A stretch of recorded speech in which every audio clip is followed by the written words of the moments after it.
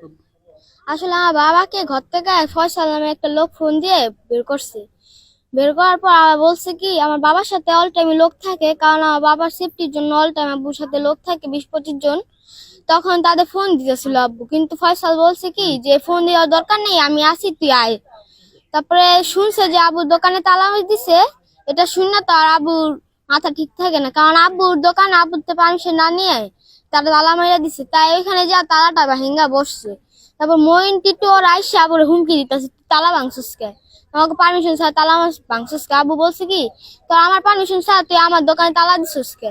তারপরে এই কথা বলছে পরে আমার বাবাকে নিয়ে পাথর দিয়ে ছুরি দিয়ে এখানে এখানে এখানে গুলি করছে, কিভাবে নিষ্ঠুর ভাবে মারছে।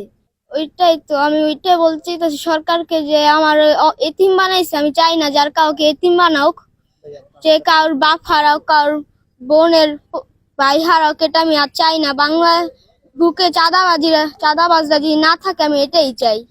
এই যে চাঁদার জন্য যে মানুষকে খুন করে, এটা আমি আর চাই না। কালকে 10টায়, সকাল 10টায়। দেখছো একবার হ্যাঁ। লাস্টে?